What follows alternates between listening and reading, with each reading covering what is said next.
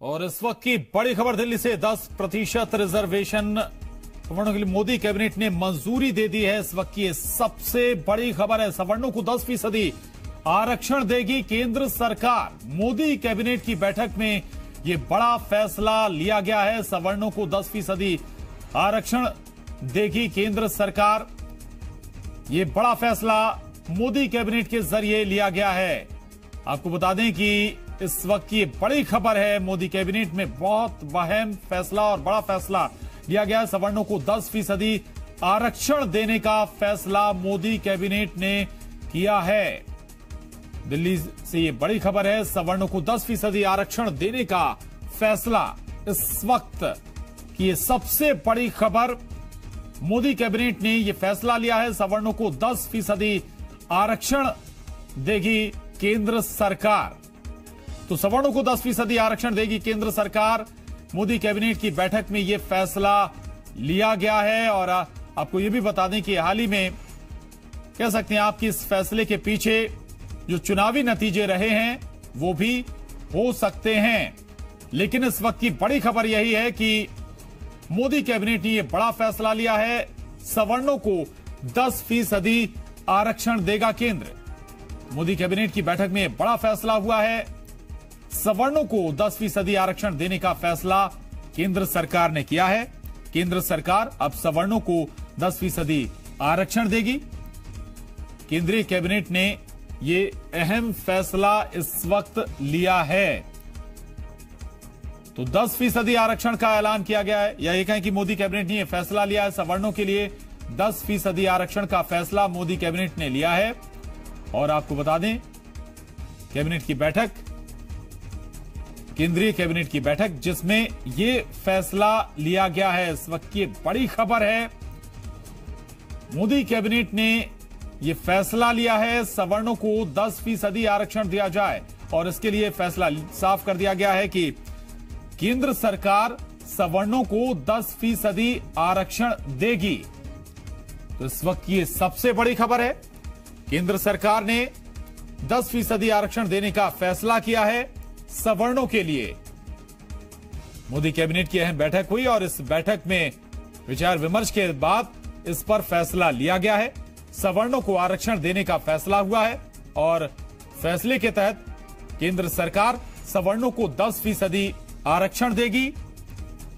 और हालांकि अभी तक यह साफ नहीं कि इस आरक्षण के दायरे में कौन कौन से क्षेत्र होंगे, किन क्षेत्रों में यह 10% आरक्षण सवर्णों को दिया जाएगा, लेकिन यह बड़ा फैसला है केंद्र सरकार का। हुसैन, एक बड़ा फैसला तो आपने किया।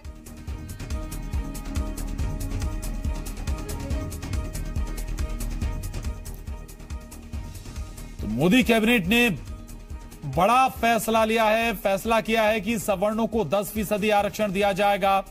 मोदी कैबिनेट की बैठक हुई और इस बैठक में यह फैसला लिया गया है, सवर्णों को केंद्र सरकार 10% आरक्षण देगी। हालांकि यह तस्वीर धीरे धीरे साफ होगी कि यह 10% आरक्षण किन किन क्षेत्रों में मिलेगा। और लेकिन इस फैसले को चुनावी नतीजे से जोड़कर जरूर देखा जा सकता है। हाल ही में 5 विधानसभा राज्यों के चुनाव हुए राज्यों के, और वहां पर जो 3 अहम राज्य थे जहां पर जिसमें बीजेपी को शिकस्त झेलनी पड़ी। ऐसा माना जा सकता है कि ये जो फैसला है ये चुनावी नतीजों के मद्देनजर बहुत अहम है।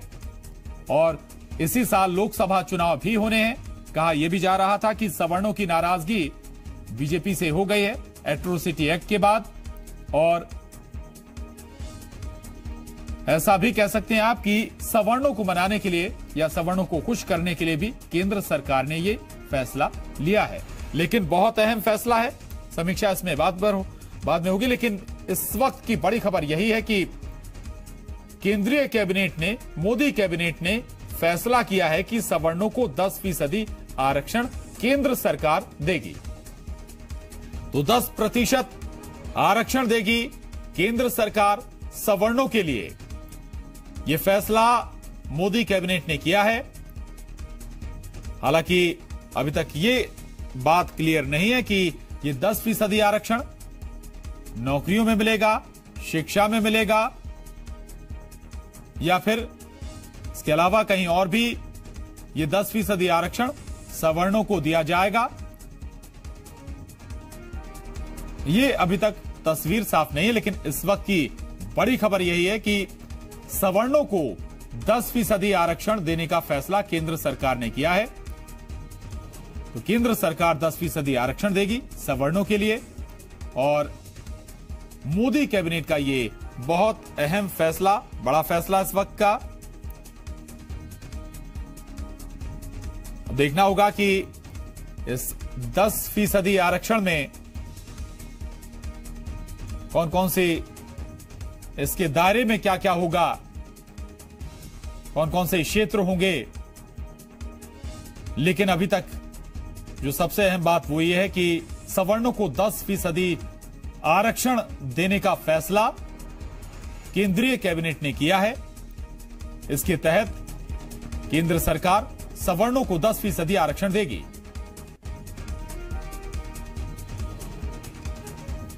डॉक्टर हितेश वाजपेयी जी, बीजेपी प्रवक्ता, इस वक्त हमारे साथ जुड़ गए हैं। हितेश वाजपेयी जी, केंद्रीय कैबिनेट ने, मोदी कैबिनेट ने सवर्णों को 10% आरक्षण देने का फैसला किया है। हमें याद है आपने भी सवर्णों को आरक्षण और तमाम दूसरे उनसे जुड़े मसलों को भी उठाया था। इस फैसले को कैसे देख रहे हैं आप? देखिए, मेरा तो ये बहुत पसंदीदा विषय है और बिल्कुल आपने ठीक कहा, मुझे आज बहुत प्रसन्नता है इस बात को लेकर, क्योंकि साहब विपन्नता की कोई जाति नहीं होती, इस बात को हम बरसों से कहते आ रहे हैं। लेकिन चुनावी मजबूरियों के तहत कई लोग बहुत मुखरता से नहीं बोल पाते थे, लेकिन गरीबी साहब जात देखकर घर नहीं देखा करती। तो ये बहुत अच्छी बात है और खुशी की बात है कि एक जो अनारक्षित वर्ग छूट रहा था और जिसके विपन्न लोग छूट रहे थे, जो सामाजिक और आर्थिक चुनौतियों से गुजर रहे थे जी, उनके लिए सरकार ने सोचने का प्रयास किया है। एक देश में प्रधानमंत्री थे अटल बिहारी वाजपेयी, जिन्होंने सरकारी खजाने को गांवों की तरफ मोड़ा था, चाहे प्रधानमंत्री ग्राम सड़क योजना के रूप में हो, केसीसी के रूप में हो, और एक नरेंद्र मोदी हुए हैं जिन्होंने आरक्षण की दिशा को विपन्न सवर्णों की ओर भी मोड़ा है। ये बात बहुत ही उल्लेखनीय और देश में हम कह सकते हैं नया इतिहास लिखने वाली एक बात होगी जी। लेकिन डॉक्टर हितेश वाजपेयी जी, इससे इस नजरिए से भी देखा जाएगा, विपक्ष ये आरोप भी लगाएगा कि आप लोगों ने चुनावी नतीजों में मिली हार के बाद ये फैसला लिया है, या फिर चुनावी नतीजों से आप दबाव में आ गए, इसके चलते आपको इस तरह के फैसले लेने पड़ रहे हैं। देखिए, आपने स्वयं कहा हम इस बात को उठाते रहे हैं, लेकिन यदि मैं आपकी बात मान भी लूं तो भारतीय जनता पार्टी जब तक भारत की जनता के मानस को समझते हुए फैसले लेती रहेगी और सरकार चलाती रहेगी, तब तक वो सरकार में हमेशा बनी रहेगी और उसको पूरा अधिकार है कि पुनः उसको बनाना भी, सरकार बनाने का अवसर भी मिलना चाहिए। यही तो लोकतंत्र है, जिसे लोगों को आप समझिए। और मैंने जैसा कहा ना, अनारक्षित वर्ग में बहुत बड़ा सेक्शन है विपन्न लोगों का जो चुनौतियों से गुजर रहा है। तो वो जब देखता है सरकार की ओर तो उसको लगता है कि हमारी केवल इसलिए मदद नहीं हो पा रही क्योंकि हम इस जाति विशेष में जन्म लिया है, जबकि हमारी चुनौतियां आरक्षित वर्ग से ज्यादा सघन है, जिससे उनके बच्चे गुजर रहे हैं, परिवार गुजर रहे हैं। तो मुझे लगता है ये एक अच्छी पहल है और भारत की जो एक सेक्युलरिज्म की बात है वो अपीलमेंट से बाहर आकर बैलेंसिंग हो रही है और हम इसका स्वागत करते हैं जी। लेकिन हितेश वाजपेयी जी, हम ये क्यों ना माने कि एट्रोसिटी एक्ट में अध्यादेश लाकर बदलाव करने के बाद जो सवर्णों में नाराजगी हुई थी, आंदोलन हुआ था, उसका ये नतीजा है? देखिए, आप ऐसा भी माने तो मैंने कहा ना, इसको सकारात्मक देखना चाहिए। भाई, एक अनारक्षित वर्ग की बहुत बड़ा विषय निकल कर आया, देश भर में उन्होंने अपनी बात को रखा और उस बात को यदि मोदी जी ने सुना, कमलनाथ जी ने तो सुना नहीं अभी तक, न राहुल गांधी ने सुना। भाई, इन्होंने दोनों ने तो बल्कि और अल्पसंख्यकों के अपीलमेंट पे आज भी चल रहे हैं, वंदे मातरम का विरोध करते हैं, मीसाबंदियों का विरोध करते हैं, ये और स्पीकर बहुत सारी चीजें हैं, टेम्पल रन करते हैं, लेकिन राम मंदिर पर स्पष्ट नहीं बोलते। हितेश जी, रहिए हमारे साथ। कांग्रेस नेता माणक अग्रवाल जी जुड़ गए। माणक अग्रवाल जी, केंद्रीय कैबिनेट, मोदी कैबिनेट ने फैसला लिया है कि सवर्णों को 10% आरक्षण केंद्र सरकार देगी, आपका रिएक्शन? देखिए, अभी 3 स्टेटों में जब से हार हुई है जी, पूरी केंद्र सरकार और भारतीय जनता पार्टी घबराई हुई है और घबराहट में क्योंकि लोकसभा के चुनाव सामने हैं, इस तरीके के निर्णय लेना शुरू कर दिया है। पहले इसकी सारी की सारी 10% जो आरक्षण दिया है कमजोर वर्गों को सवर्णों में, उनके बारे में पूरी डिटेल्स आने दीजिए, इसके बाद में देश की जनता को पता लग जाएगा। जी हितेश वाजपेयी जी, सुन लिए आपने आरोप। देखिए, आपने उनको बहुत स्पष्ट सुना। कांग्रेस आ रहा हूं हितेश वाजपेयी जी, मैं आ रहा हूं आपके पास। इस वक्त जी मीडिया संवाददाता दिल्ली से रविंद्र कुमार हमारे साथ जुड़ गए। रविंद्र, ये 10% आरक्षण केंद्र सरकार ने देने का फैसला किया, इसको अगर विस्तार से आप बता पाएं, ये किन किन क्षेत्रों में ये आरक्षण रहेगा, क्या इसके पैमाने हैं? देखिए, जब मंडल कमीशन को लेकर आंदोलन हो रहे थे और उसको लागू करने का फैसला लिया गया था, उस समय से ही सवर्ण पूरे देश में एक तरह से मांग कर रहे थे कि कम से कम आर्थिक आधार पर ही आरक्षण दिया जाए। और कई सरकारों में यह बात चली थी कि आर्थिक आधार पर 10% आरक्षण दिया जाए, लेकिन कोई भी सरकार ऐसी हिम्मत नहीं कर पाई या फैसला नहीं लिया, क्योंकि उन्हें डर था कि अगर ये फैसला लेते हैं तो दूसरे जो वर्ग है वो नाराज हो सकते हैं, या फिर 50% का जो कैप है उसका उल्लंघन हो सकता है, या उसे कैसे वर्कआउट किया जाए। लेकिन आज मोदी कैबिनेट ने जो सूत्रों से जानकारी मिल रही है, यह फैसला लिया है कि 10% आरक्षण आर्थिक आधार पर दिया जाए पूरे देश में। सरकारी नौकरियों में, केंद्र सरकार की जो सरकारी नौकरियां होती है उसमें आरक्षण दिया जाए सवर्णों को 10%। बिल्कुल, यानी कि केंद्र से जुड़े जो विभाग होंगे वहीं पर यह 10% आरक्षण लागू होगा आर्थिक आधार पर। रविंद्र, देखिए, जो आरक्षण की सूची होती है, राज्यों की अलग सूची होती है, केंद्र सरकार की अलग सूची होती है। यहाँ पर कई कमीशन है, उस कमीशन के फैसले के बाद सरकार ये फैसला लेता है कि किनको किनको किस कैटेगरी में सम्मिलित किया जाए और उन्हें किस आरक्षण का फायदा मिले। तो केंद्र सरकार की जो सूची है उसके अंतर्गत जो स्वर्ण होंगे उनको ये फैसला, इस फैसले का फायदा मिलेगा। यानी 10% जो स्वर्ण होंगे उन्हें पूरे देश में केंद्र सरकार की नौकरियों में, केंद्र सरकार के जो पद है उसमें 10% का आर्थिक आधार पर आरक्षण मिलेगा। जी, कब से ये फैसला लागू हो सकता है? देखिए, कैबिनेट जब ये फैसला लिया है तो इसे किसी संसद से पारित कराने की कोई जरूरत नहीं होती है। जाहिर तौर पर ये राष्ट्रपति के पास भेजा जाएगा और आज देर शाम या फिर जितना जल्दी हो सके ये आरक्षण का फैसला लागू हो जाएगा पूरे देश में। जी, रहे हमारे साथ, और इस वक्त हमारे साथ दो प्रवक्ता, कांग्रेस के प्रवक्ता माणक अग्रवाल जी बने हुए हैं, डॉक्टर हितेश वाजपेयी जी बने हुए। माणक अग्रवाल जी, लंबे समय से ये मांग उठती रही है कि आर्थिक आधार पर सवर्णों को आरक्षण मिलना चाहिए।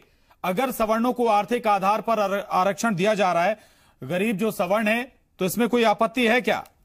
कोई आपत्ति नहीं है, ये तो बहुत अच्छी बात है। लेकिन सवाल ये है कि जब चुनाव हार गए 3 स्टेटों में, इसके बाद इनको समझ में आया एट्रोसिटी एक्ट, कोर्ट के निर्णय के बाद में उसको लागू करने की क्या जरूरत थी एट्रोसिटी एक्ट को।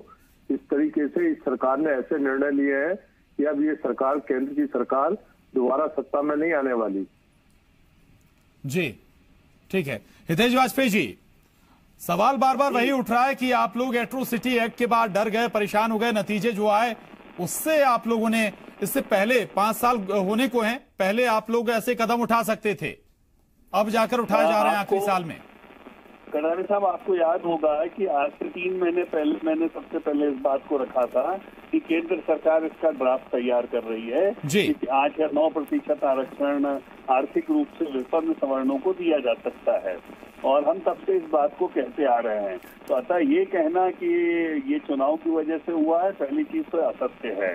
दूसरी बात, कांग्रेस ने तो हमेशा मुस्लिम आरक्षण की बात करी, कांग्रेस ने तो हमेशा आरक्षित वर्ग को वोट बैंक की तरह इस्तेमाल करने की बात करी। 55 साल आपके पास थे, तो आपको नरेंद्र मोदी की क्या जरूरत थी जो सवर्णों, आर्थिक रूप से विपन्न सवर्णों को आरक्षण देते। आप 1947 में इस बात को कह के करवा सकते थे, जब आप एक दिन में बिना विधानसभा के गठन हुए मीसाबंदियों की पेंशन बंद करा देते हैं, वंदे मातरम बंद करा देते हैं, तो आप इसको एक अध्यादेश से लागू कर देते। आप भी इस बात को कर सकते, लेकिन आप तो पीछे पड़े हुए थे कि हम 9% मुसलमानों को देंगे, जाटों को देंगे, फलाने, मतलब आप डिवाइड एंड रूल की पद्धति पे चल रहे थे। तो हम तो मोदी जी को बधाई देंगे कि उन्होंने देश की इस धारणा को एक नई दिशा दी है। फिर सुनिएगा कटारे साहब। ठीक, माणक अग्रवाल जी, 10 साल तक आपकी सरकार भी रही है, तब भी ये कदम उठाया जा सकता था।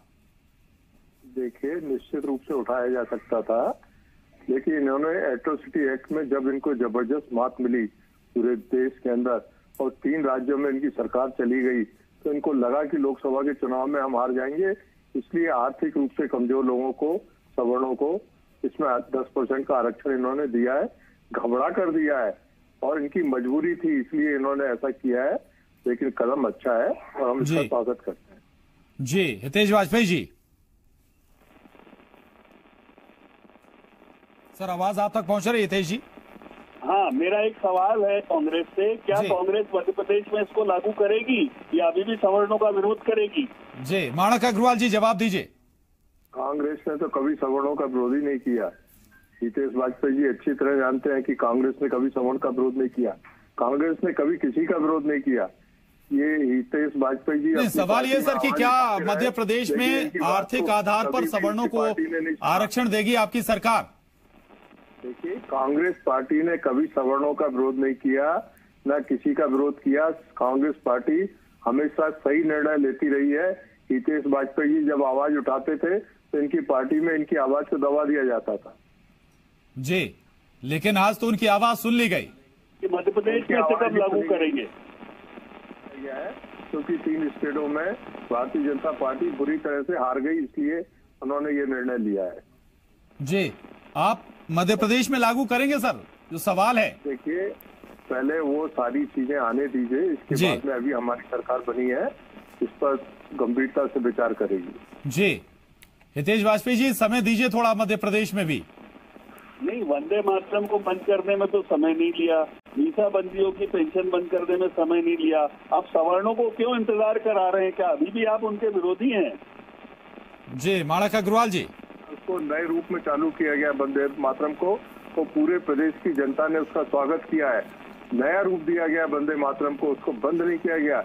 ये बार बार इस तरीके की बातें कहकर लोगों को भड़काने का काम करते हैं। उसका नया रूप दिया गया है और अच्छा रूप दिया गया है, उसको प्रदेश की जनता ने बहुत अच्छी तरह उसका स्वागत किया है। ये नहीं देंगे साहब, ये नहीं देंगे। मवाली इसमें शामिल हो गए थे। सवर्णों के आरक्षण पर नहीं बोल रहे हैं साहब, अभी भी नहीं बोल रहे हैं, 70 साल से खामोश हैं।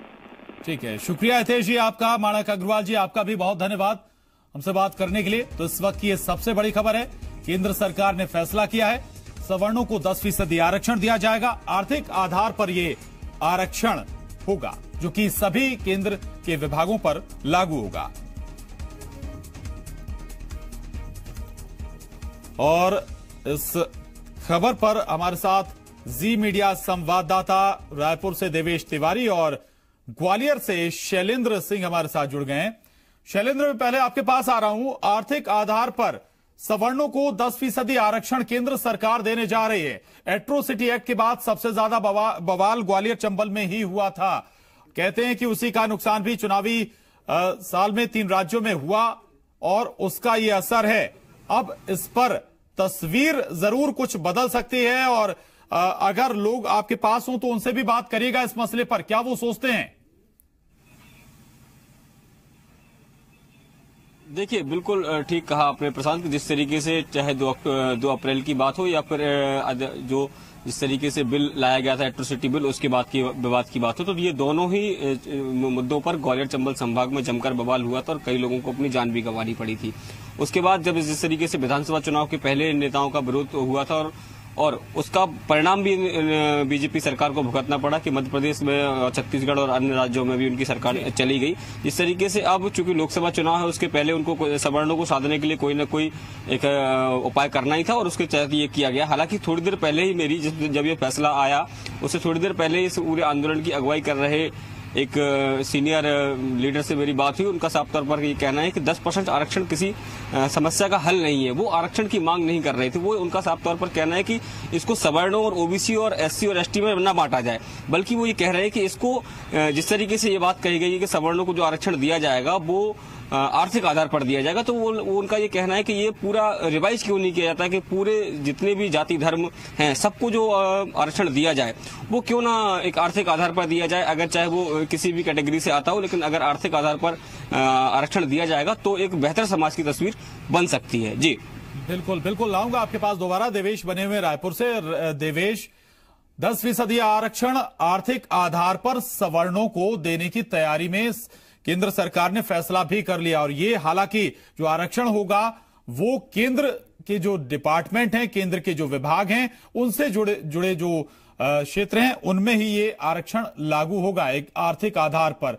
लोग क्या सोचते हैं और क्या इसके राजनीतिक मायने हैं? देखिए, छत्तीसगढ़ में जो इस समय आरक्षण व्यवस्था लागू है उसके बारे में बताना चाहता हूं कि छत्तीसगढ़ में 32% आरक्षण आदिवासी वर्ग को है, यानी कि एसटी वर्ग को, और एससी वर्ग को जो है 12% आरक्षण है और पिछड़ा वर्ग को 14% आरक्षण है। इस तरह से अगर आप कुल मिला लें तो 58% आरक्षण छत्तीसगढ़ में पहले से लोगों को मिल रहा है, और जिसमें जो आदिवासी वर्ग है उसके आरक्षण का हिस्सा बढ़ाया गया है। जो पहले 20% था उसे बढ़ा करके 32% कर दिया गया। तो इस तरह से आरक्षण का जो सीमा है वो लगभग 58% छत्तीसगढ़ में हो गई है। छत्तीसगढ़ में जब इस फैसले को लागू किया गया था और जब यह बात सामने आई थी कि आरक्षण को लेकर के 50% के जो पैरामीटर्स है उसको पार कैसे किया जा सकता है, तब तमिलनाडु में जो सरकार ने संशोधन किया था उसका हवाला देते हुए जनसंख्या अनुपात के आधार पर देवेश रहिए हमारे साथ। मैं आपके पास लौट रहा हूं। आपने ये भी सवाल उठाया कि एक लिमिट क्रॉस कैसे कर सकते हैं। संविधान के तहत 50% जो लिमिट दी गई है। हीरालाल त्रिवेदी जी जुड़े हैं, सपाक्स के संरक्षक हैं। हीरालाल त्रिवेदी जी, आप लोगों ने लंबे समय तक आंदोलन भी किया, आर्थिक आधार पर आप लोग आरक्षण भी मांगते रहे सवर्णों को। अब केंद्र सरकार 10% आरक्षण देने जा रही है सवर्णों के लिए, आपका पहला रिएक्शन? देखिए, दो चीजें इसमें सबसे इम्पोर्टेंट है जी। सपाक्स ने आंदोलन किया था कि आर्थिक आधार पर आरक्षण लागू किया जाए। पहले इनको पूरे आरक्षण व्यवस्था की समीक्षा करना चाहिए जी, क्योंकि इसमें कई इशू हैं। इन्होंने कि पहला इशू तो यह कि जो 50% के भीतर ही हो सकता है। अभी कुछ लोग कहते हैं साहब छत्तीसगढ़ में इतना चला गया या तमिलनाडु में 69 हो गया, वो 69 हो गया, वो रिवर्स हो गया है सुप्रीम कोर्ट से, वो भी अंडर 60 है अभी। एक इशू। दूसरा इशू ये है कि हमारी जो दूसरी मुख्य मांगे थी कि एक बार जिसको आरक्षण मिल गया नहीं मिलना चाहिए, एक ये पदोन्नति में आरक्षण, ये भी दूसरी बार आरक्षण देने जैसा ये नहीं होना चाहिए। हम जो बात कर रहे हैं वो सर्व समाज की बात कर रहे थे। हम SC ST की भी बात कर रहे हैं कि एक बार जिसको मिल गया नहीं मिलना चाहिए, जो उसका गरीब वर्ग है उसकी मिलना चाहिए। केवल अगड़ों के गरीब वर्ग को शामिल करने से कोई फायदा तब तक नहीं होगा जब तक आप आयोग बिठा के नहीं। हीरालाल त्रिवेदी जी, अब चूंकि आप लोगों ने पार्टी बना ली है तो शायद अब आप लोगों की बातें अलग होंगी। अब आप सर्व समाज का जो जिक्र कर रहे हैं, पहले बात आर्थिक आधार पर आरक्षण की भी आप कर रहे थे, कई और दूसरी मांगे भी कर रहे थे। अब ऐसा लग रहा है कि राजनीतिक परिदृश्य से आप बात करना शुरू कर चुके हैं। नहीं, हमने जो आर्थिक आधार पर आरक्षण की बात किया था वो हमने जातिगत नहीं, हमारा पहला सिद्धांत यह है कि जाति के आधार पर कानून नियम नहीं बनना चाहिए, जाति धर्म के आधार पर कोई आरक्षण नहीं होना चाहिए। हमारी पहली बात ये जी। हम आर्थिक आधार पर जो गरीबों के लिए बात कर रहे थे वो तो आंशिक तौर पर आपको लगता है कि आंशिक तौर पर आपकी बात मानी गई है? आंशिक उसका दबाव तो है, तभी तो हमारी बातों के हमारे आंदोलन से तो 3 राज्यों में इनकी सरकार गई है। अब ये पॉलिटिकल लाभ लेने के लिए इन्होंने निर्णय लिया है। जी, शुक्रिया आपका हीरालाल जी। आपने बात की जी मध्य प्रदेश छत्तीसगढ़ से, और 10% आरक्षण आर्थिक आधार पर केंद्र सरकार सवर्णों को देने जा रही है। इसका फैसला केंद्र सरकार ने कर लिया है, और इसी मसले पर मध्य प्रदेश सरकार में मंत्री PC शर्मा, जिनसे बात की है जी मीडिया संवाददाता अजय शर्मा ने। मेरे साथ मध्य प्रदेश के विधि विधायी मंत्री PC शर्मा मौजूद है। सर, मोदी सरकार ने एक बड़ा फैसला ले लिया। आरक्षण की आग केंद्र सरकार तक पहुंची। मध्य प्रदेश सहित देश के 3 राज्यों में बीजेपी को सत्ता गंवानी पड़ी। 10% सवर्णों के आरक्षण का ऐलान कर दिया। लोकसभा चुनाव आ रहे हैं तो इनको सवर्ण समझ में आ रहे हैं। यहाँ मध्य प्रदेश में बीजेपी की सरकार थी, कभी इन्होंने ध्यान दिया नहीं। सवर्णों को भी आरक्षण मिलना चाहिए, और हम तो ये बात जमाने से कह रहे हैं कि SC ST को मिले, बाकी लोगों को मिले, पिछड़ों को मिले, लेकिन सवर्णों में भी जो गरीब लोग हैं, जो उसमें सभी आते हैं, ब्राह्मण ठाकुर सब, वो मिलना चाहिए था।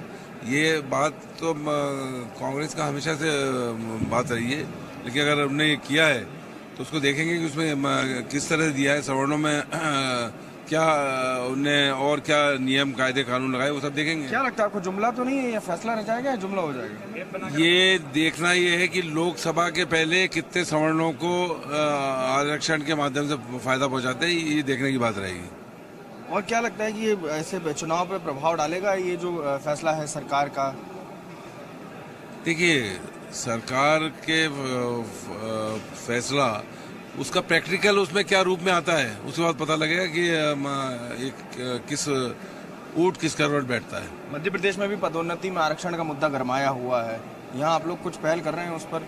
ये सब बातचीत होगी मंत्रिमंडल में मुख्यमंत्री जी से, और जो भी जनहित में होगा वो सब फैसले लिए जाएंगे। तो ये तो पीसी शर्मा विधि विधायी मंत्री जो बता रहे थे जो जनहित में जुड़े हुए मुद्दे होंगे और फैसले होंगे, चाहे प्रमोशन में रिजर्वेशन का मामला क्यों ना हो, उस पर फैसला लिया जाएगा। कैलाश मालवी के साथ अजय शर्मा, जी मीडिया, भोपाल।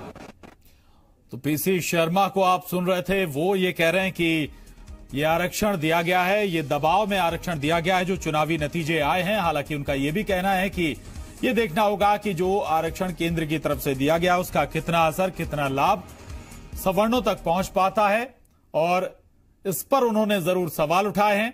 हालांकि उन्होंने ये भी कहा कि कांग्रेस हमेशा सवर्णों के साथ रही है, लेकिन जो केंद्र सरकार ने यह फैसला लिया है इसके पीछे वजह राजनीतिक है। लोकसभा चुनाव है इस साल, और लोकसभा चुनाव से पहले सवर्णों को खुश करने की कोशिश है केंद्र सरकार की, उसके मद्देनजर यह बड़ा फैसला लिया गया है।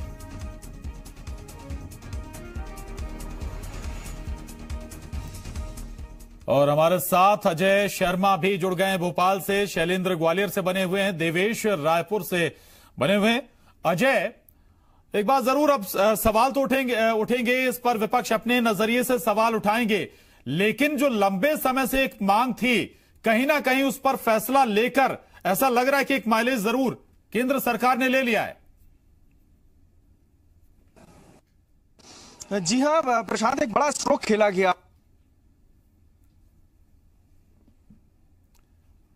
तो अजय तक आवाज नहीं पहुंच पा रही, कट रही है अजय की आवाज। हम अजय के पास रुक करेंगे, लेकिन देवेश, आपसे सवाल बहुत अहम है कि विधानसभा चुनाव हो गए हैं, विधानसभा चुनाव में जो नतीजे आए हैं, अब लगता है कि ये फैसला, इस तरह का फैसला अब लोकसभा चुनाव में कुछ असर करेगा, जो शायद केंद्र सरकार का और बीजेपी का मकसद भी होगा इस फैसले के पीछे का।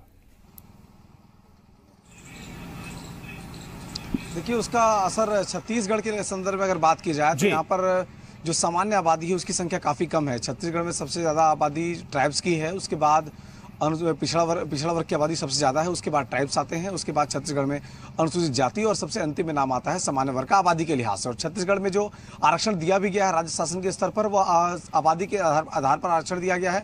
यही वजह है कि 32% आरक्षण यहाँ पर आदिवासियों को दिया जाता है, जो एसटी वर्ग है, शेड्यूल ट्राइब कास्ट के लोग हैं, उनको दिया जाता है। जो शेड्यूल कास्ट के लोग हैं उनको यहाँ पर 12% आरक्षण दिया जाता है, और 14% आरक्षण यहाँ पर ओबीसी यानी कि पिछड़ा वर्ग को दिया जाता है। इन सबको अगर आप कैलकुलेट कर लें तो छत्तीसगढ़ में 58% आरक्षण दिया जा रहा है।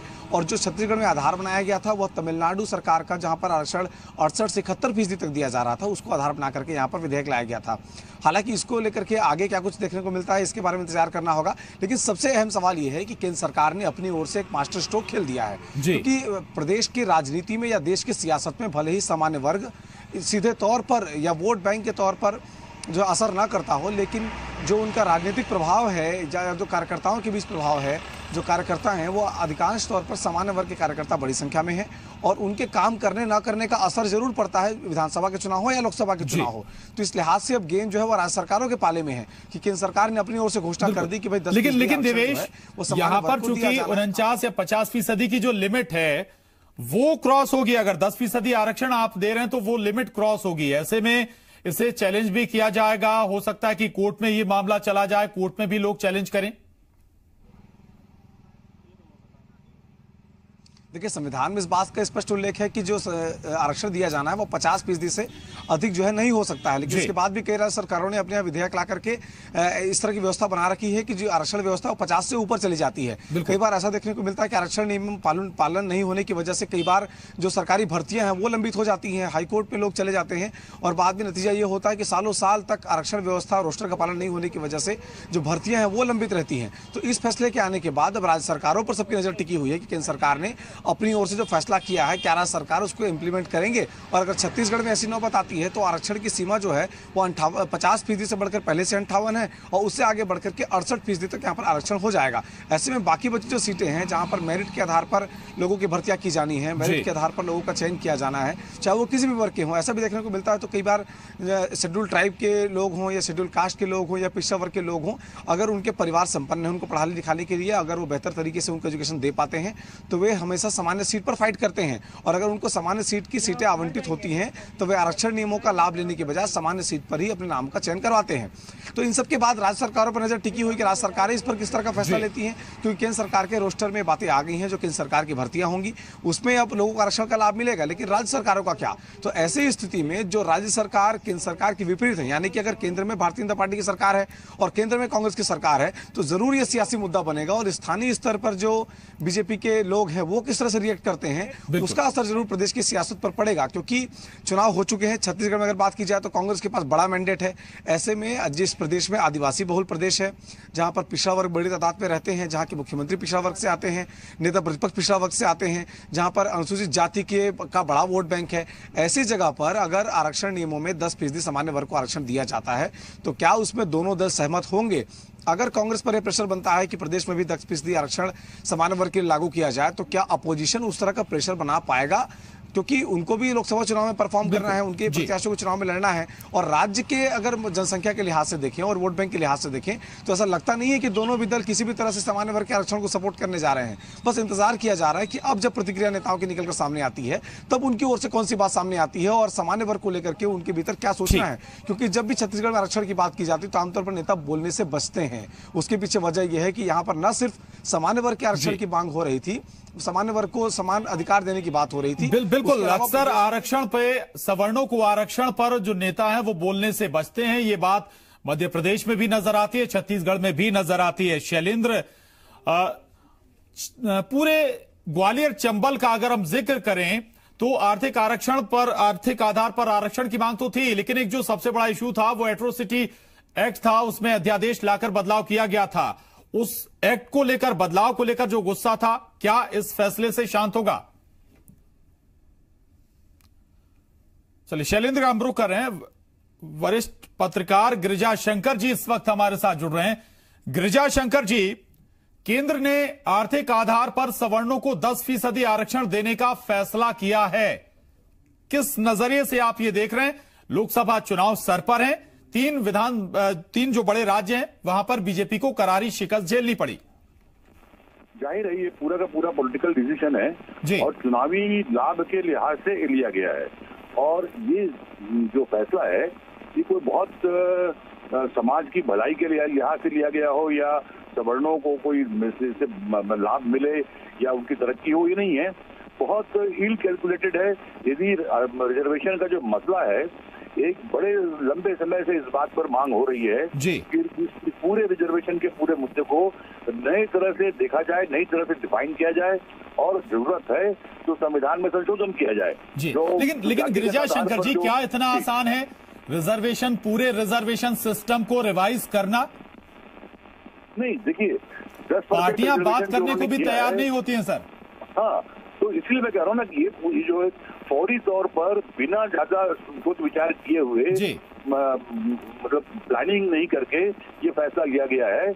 और विशुद्ध रूप से इसका मतलब ये है कि बीजेपी ने ये महसूस किया कि 3 राज्यों में जो चुनावी हार हुई है उनकी, उसमें कहीं न कहीं वो SC/ST एक्ट का असर रहा है।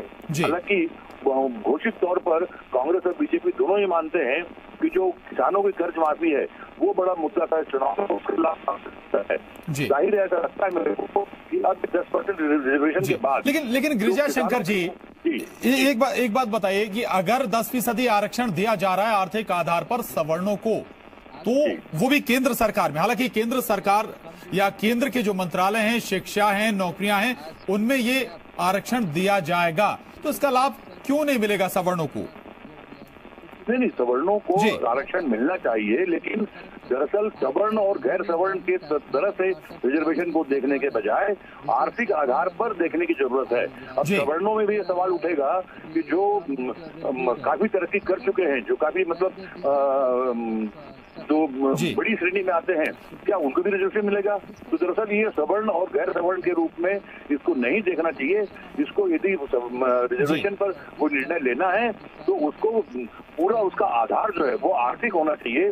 जिन लोगों को मुख्य धारा में आने से जी सवर्णों को तो है ये आरक्षण, लेकिन आर्थिक आधार उसमें पैमाना है, क्लॉज है कि आर्थिक आधार पर ये आरक्षण दिया जाएगा। बहुत शुक्रिया गिरिजा शंकर जी, आप जुड़े, आपने बहुत अहम बात यहां पर रखी है। तो 10% आरक्षण का फैसला केंद्र सरकार ने सवर्णों को किया है, वो भी आर्थिक आधार पर दिया जाएगा। और अजय हमारे साथ लगातार बने हुए हैं। अजय, अब राजनीतिक रस्साकशी इस फैसले पर भी शुरू हो गई होगी, इसको नकारने का काम राज्य सरकार ने शुरू कर दिया होगा, लेकिन सवाल यह कि अगर 10% आरक्षण केंद्र सरकार ने फैसला लिया है सवर्णों को आर्थिक आधार पर देने का, तो इसमें गलत क्या है और क्या आपको जो पेंच हैं अभी नजर आते हैं? देखिए प्रशांत, जो क्रिकेट की भाषा में कहूं तो जो आखिरी के ओवर्स रहते हैं उसमें जो बल्लेबाज रहते हैं उनसे कहा जाता है कि कुछ बड़े शॉट्स खेलने होंगे आखिरी के चंद ओवरों में। तो चुनाव के लिए, लोकसभा चुनाव के लिए उतने ही कम ओवर्स बचे हैं, मतलब कम वक्त बचा है और कम दिन बचे हैं, और उन्हीं ओवर्स में जो है उसी वक्त में है पीएम मोदी को कई बड़े फैसले लेने हैं, जिनमें से एक सवर्णों के आंदोलन से जुड़ा हुआ था। क्योंकि जिस तेजी से मध्य प्रदेश में इस आंदोलन ने रफ्तार पकड़ी थी प्रशांत, उसका खामियाजा राज्य सरकार को जबरदस्त तरीके से भुगतना पड़ा था। कई सीटें मध्य प्रदेश में जो है सवर्ण बहुत बड़ी संख्या में वोट ले गए और कई पर तो नंबर 2 या 3 पर स्थितियां बनी थी सपाक्स पार्टी की खास तौर पे। और जिस तरीके का आंदोलन देखने को मिला था, चूंकि मध्य प्रदेश में यदि आपको याद होगा तो फिल्म पद्मावती जिस तरीके से बैन की गई थी तो सिर्फ इस लिहाज से बैन की गई थी कि यहाँ पे सवर्णों का मामला था और जो ठाकुर थे वो बहुत ज्यादा नाराज थे इस फिल्म के रिलीज होने के बाद से। लिहाजा सरकार झुकी थी और उस फिल्म को जो है बैन कर दिया गया था। मध्य प्रदेश के सिनेमाघरों में नहीं बैन हुई थी, सिर्फ इसलिए पॉलिटिकल माइलेज लेने के लिए। और दूसरी ओर फिर सवर्णों के आंदोलन ने जोर पकड़ा, लेकिन बेबस थे नेता, लाचार थे जिस तरीके से उनका विरोध प्रदर्शन हो रहा था। पीएम मोदी से लेके बीजेपी के राष्ट्रीय अध्यक्ष अमित शाह से लेके कांग्रेस के जितने कद्दावर नेता थे, चाहे मुख्यमंत्री कमलनाथ क्यों ना हो, ज्योतिरादित्य सिंधिया क्यों ना हो, या राहुल गांधी कांग्रेस के राष्ट्रीय अध्यक्ष क्यों ना हो, उन सबको जो है विरोध का सामना करना पड़ा था। किसी के सामने काले गुब्बारे उड़ाए गए थे तो किसी को काले झंडे दिखाए गए थे। सबसे ज्यादा जोर ग्वालियर चंबल संभाग ने पकड़ा था, विंध्य रीवा संभाग में पकड़ा था। तो मध्य प्रदेश के पूरी तरीके से पॉलिटिकल सिनारियो को और राजस्थान के पॉलिटिकल सिनारियो को इस जो सवर्ण आंदोलन ने है वो प्रभावित करके रख दिया था। और मध्य प्रदेश में जातीय आधार पर कभी चुनाव नहीं हुआ जो ये इलेक्शन देखने को मिला, और यही कारण था कि इलेक्शन इतना क्लोज गया और सीटों का अंतर इतना कम रहा। तो मोदी सरकार बहुत अच्छे से जानती थी कि राजस्थान और मध्य प्रदेश में और दूसरे अन्य हिंदीभाषी प्रदेशों में जिस तरीके के हालात बन रहे हैं, जिस तरीके के जातीय संघर्ष निकलकर सामने आए एट्रोसिटी एक्ट के बाद से, उसके बाद से लगातार सरकार बैकफुट पर चल रही थी। और बीजेपी के जो कोर वोटर्स माने जाते थे, व्यापारी हुए और दूसरे अन्य वर्ग हुए और कर्मचारी हुए, वो नाराज हो गए थे बिल्कुल एट्रोसिटी एक्ट के बाद से। तो सरकार ने उसकी भरपाई की है। लोकसभा चुनाव के पहले सरकार का जोर है उत्तर प्रदेश की सीटों के साथ साथ मध्य प्रदेश और बिल्कुल भरपाई करने की कोशिश है ये विधानसभा चुनाव में मिली हार से। जैसा कि अजय बता भी रहे हैं कि सवर्ण बड़ी संख्या में नाराज था एट्रोसिटी एक्ट को लेकर भी, और आर्थिक आधार पर सवर्णों को आरक्षण की मांग तो लंबे समय से चली रही थी। मध्य प्रदेश में भी इस आंदोलन ने जोर पकड़ा था, इसका भी खामियाजा मध्य प्रदेश में बीजेपी को भुगतना पड़ा है।